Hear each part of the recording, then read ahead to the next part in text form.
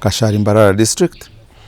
I was the best in the southwestern region in 2015 in the New Vision Netherlands Embassy Best Farmer competition, and overall I was voted the third best in the country. As the enterprise speaks for itself, we do dairy farming and we do zero grazing as our mode of farming. Not because this is what we wanted, that's because we had a limitation of land. We decided to go zero grazing. On zero grazing, we got a number of benefits. Of course, there are challenges, but we also got a number of benefits. One is that with less land, you can have a higher stock of animals. And even with land that is in different locations, you can be able to haul your feed from the other location to where the animals are. So basically, the major benefit is that with less land, we're able to keep a lot of animals, and also with a slightly higher production. The biggest challenge is feeding. These animals consume a lot. On average, in terms of dry matter, the kind of fiber and feed this animal eats minus less the water that is always embedded in, it requires about 18 kilograms. That's for about 500 kilogram or 600 kilogram animal. Now, to achieve that, for example, if you are feeding Napier grass alone, which is about 80% water, you need to have about 75 to about 90 kilograms of feed for this animal per day. This is so enormous for a farmer to look for, and especially if you are going to forage or look for this feed with your hands or manually. But with the use of machines, you lessen this kind of work. But to avoid that kind of volumes, we try to preserve these feeds either in a dry form or in a silage form, whichever suits the conditions. If it's too wet and you can't dry it, then you ferment it in absence of oxygen, and it becomes silage. But if you have the conditions, you have the sunshine, or you have the shade where you can dry this feed, then you preserve it dry, and it's called hay. Or you can feed it fresh, but too much of that also have its issues, because in other words, if you are looking for 50%, only 20% of the dry stuff from the 100%, which means the 80% is water. Now, if you don't dry it or wilt it to reduce the moisture externally, then you are forcing this cow to have excess water in its system that's not necessary. For example, you may find a cow eats about 45 kilograms of that and it's satisfied. But satisfied with less dry matter, but only a lot of water. So, yet if you dried it down or wilted it down and reduced the moisture content, let's say by half, you'll find by the time it eats the 45 kilograms, it's already satisfied because the water is no longer there. So that's the basis of feeding. But also feeding, we look at, first and foremost, the animal must get satisfied. Now, once it's satisfied, you've reached the dry matter requirements. Now you look at the quality. Before you even think of quality, the cow must get satisfied. Now, after that, you look at quality. If it's a milk producing cow, you need roughly 20% of that feed to be protein. Can you take that again? You need about 20% of that feed to be protein, because protein helps to synthesize milk. And you may need another, let's say, 30 to 40% as energy. And probably the rest as a little bit of fiber. Actually, the energy should be more, slightly more, could be 60% energy, because even in the other base of feeds, you get the energy. Now, if you don't have these in the right proportions, then you won't get the milk that you are looking for. First of all, to get milk, the cow must first look after itself. Once the body of this cow is at peace, it's fine. via nutrition, via feeding, it's fine. Then the excess that comes in is converted into milk. So that's the reason why sometimes you find people saying zero grazing animals produce more milk than those that are foraging on themselves. The reason is simple. It's because the cow that is under zero grazing uses less energy as opposed to the one that is foraging outside. Now, once this uses less energy, the extra energy is converted into milk. So that's the principle. So feed it well, give it the energy it requires, give it the protein it requires, give it the fiber it requires, then this animal will be fine. And then the result will be milk production. But protein and energy are the most costly components in our animal feeds. So getting that is expensive. Otherwise, everybody would produce milk. So you need to look at the right sources now in order to produce your milk. For example, if you went on the market and bought maize grain, milled it, and fed it to this cow, it will produce milk. You could go on the market and buy cotton seed cake or soya bean. A kilo is 2,000. Roast it, grind it, mix it with the maize. This cow is going to produce milk. But now, you've bought the soya bean at 2,000 and maybe you need a kilo. You've bought maize at 700 and maybe you need 3 kilograms. That's 2,100. Plus the soya bean, which 1 kilo is 2,000. You need, that's already something like 4,100. Put in the milling costs, maybe the other transport costs. Supplementation alone, maybe you're at 5,000. Then put in the other base of feeds. You need fiber. You need the hay, you need the green matter. By the time you realize, maybe the feeding costs have shot to 10,000. But then this cow gives you 20 liters and you are selling each liter at 500 and you're doing 10,000. You would not have done anything. So sometimes the farmer is encouraged to say, let me feed cheaper sources, a little energy, a little protein, and then produce 15 liters. I get 7,500 when my feeding is at 5,000. Then I can pick off the 2,500. That's the difference, why some animals are producing and others are not producing. That is as far as feeding is concerned. But also we look at other environmental factors. We are standing in the shade. Imagine this time we've spent here, we are standing in the sun. Would we have done this interview for this time? No. This heat that is out, we live in the tropics. The heat from the sun will be hitting this animal from morning to evening. You can imagine the stress, the heat. As it's eating and digesting, it's also generating its own heat. You're also adding on the external heat. So this cow is literally in an oven. It's like an oven or a sauna. So that heat does not allow it to function properly. The next thing to do for it to remain alive, it will start panting and sweating. Panting and sweating to spaces through the muzzle, the nozzles, the mouth and the nose. You find it dripping water. Now, as it loses moisture without replenishing it, then the production is affected. So that's another point. So you find the heat stress, we call it heat stress, will affect your production. So that's the reason we have this shed. 2, maybe where it is, there are a lot of flies. And these are nuisanceable. They are biting the animal. It's a foreign body on its body. So it keeps wagging the tail, trying to scare away the flies. And also trying to lift the legs and swing them. And in the process, it's using a lot of energy. Yet if it was at peace, then it wouldn't spend all that energy. Wagging of the tail, trying to stamp the feet.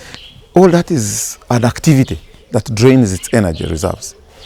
So if you have this animal in an environment free of these external parasites or free of these flies, then you'll find it what? You'll find the animal will also be at peace and it will produce. Then also you look at the other diseases or vectors, parasites. For example, in this country or in the region, we have challenges of ticks that cause ECF, East Coast fever. So, for example, the animals in this place are less susceptible to picking ticks, hence suffering from getting sick from ECF, than those that would be foraging outside. So, an animal that falls sick regularly will not produce like an animal that doesn't fall sick regularly. Even when it falls sick and you treat it, there are side effects to the drugs that you are using. So all that sum up into what we call nutrition and management. So the more you have challenges to do with nutrition and management, the less you are likely to produce milk, as opposed to someone who has less challenges of nutrition and management, who is likely to produce milk. Sometimes I love to go into these details when I'm writing somewhere, because that's my passion. Once I understood that, initially when we were starting here, we had challenges, a vet coming in every other day, and we were losing a lot of money in treating these cows. It's until later on when we managed to stabilize the feeding that we realized we don't even need a vet full time. And we had less cost towards the drugs. An example here is that we had reached a level where we are spraying these cows once in 3 months. And we are deworming once in 2 years. Because where is it going to pick the ticks from? You can see the fencing. No external animals are allowed in, stray dogs, they won't come in. We spray these cows, we spray the goats that live within here. So the incidence of ticks is lessened. But we also spray for these other parasites like mange or something like that. Now, deworming, we do hay. The worm eggs won't survive in that sun. Or even when the hay is in the store for a long time, it won't survive. We also do silage. When you do silage, the heat that is generated initially as the fermentation process starts, the worm eggs won't survive. And sometimes where we cut and carry the fodder, let's say the green fodder that we feed, the cows don't graze there, so they are not putting in any worm eggs. So you find the exposure to these worms is minimal. Hence the reason you don't deworm. Take an example, and we tell farmers about this. I here have taken 2 years without deworming. But a farmer grazing outside must deworm every 3 months. Let's say both of us are doing 100 liters. Now, a farmer who is grazing outside, once he deworms his animals, he's not supposed to sell this milk until after 3 days, depending on the drug used. The minimum is 3 days. Let's take the 3 days. 100 liters times 3 days, you have 300 liters. Times 4 times a year, that's 1,200. Times 1,000 shillings, let's say, you are losing 1.2 million. In 2 years, it's 2.4 million. Me, I've not lost anything.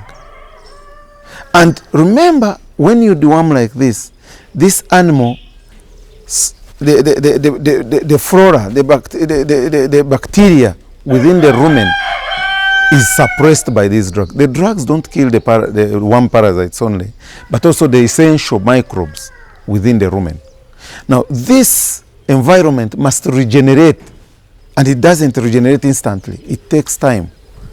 So if you are doing 20 liters, you deworm today, the milk is going to go down until probably after 3, 4, 5 days. So you won't even recover. So the actual milk you've lost is not the 300 I'm talking about. But even when you start production, you will have lost some of the milk that we may not have calculated. So those are the things that we are looking at. Not also, you must look at the cost of the drug. If let's say the animals, let's say we are keeping 10 or 20 animals, and you are going to use a liter to deworm, and the liter is 60,000.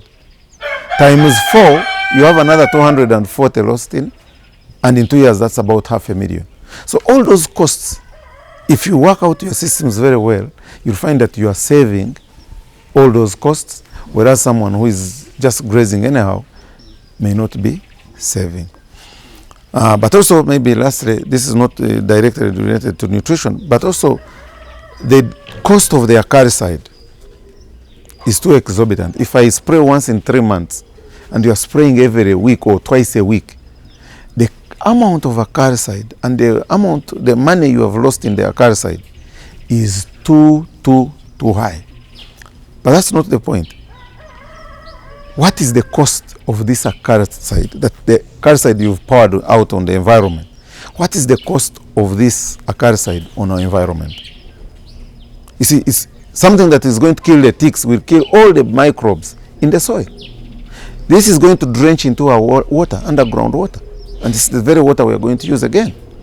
So the cost of destroying the environment is even on the high. So I would appeal to the government or the people concerned that we should actually go down and teach the farmers and see how we can reduce on the use of these chemicals in our farming. So, Mr. Masco, let's end by saying that with the right feeding, I don't know how you're going to finish. Yeah. Just end it right there. So I will put it this way: with the right feeding in your animals, one, you reduce costs. Okay. Oh, it's interfering. Okay. So I start with if there are two. Yeah, let's start with Summarize the feeding with the right feeding. Okay. With the right feeding or the right nutrition in dairy farming. Start as you end. Yeah, start as I end. Okay. As I end, with the right feeding or nutrition in your dairy farming enterprise, you will actually not only save money, but you'll also have healthy animals that are not going to stress you, but are also going to give you a higher production. That's the only formula. Good feeding results into saving of savings as well as healthy animals. Name? I'm called Nicholas Maseko, Director Highmark Dairy Farm from Barara. Thank you. So now take me to the other one. To the other one of if supplementation and value addition. Now, if you really are interested in high producing animals, first of all, you look at the genetics. After genetics, it's nutrition. And I had earlier said, in nutrition, you look at the supplements. The basic supplements are energy and protein. And these two tend to be costly. Now, with this cost, if you want a higher production, then you must invest in those two supplements, that is energy and protein. Now, if, let's say you need a production of about 40 liters a day from your animal, and you have the right genetics, now you must invest an extra amount of money into providing the quality sources of these two energy and protein. Now, if you are a person like me, a farmer like me who is in the region whereby the milk prices are low, then either you are going to be saved by value addition in order to attract a higher price, or you must be a farmer who is in the peri-urban areas who is going to sell at a very good price. For example, farmers in Kampala who sell at 2,000 shillings a liter. Those can easily afford to supplement the animals to the maximum. Although they also have their challenges of getting the other base of feeds because they don't have the land to grow this feed. But basically, it's the prices that determine your feeding. With the right pricing, you can either get it through value addition or through direct selling if you're in the high-end market. Then with that, you are able to do the proper final supplementation, a higher supplementation, a quality supplementation that will lead you to higher production if you have the right genetics.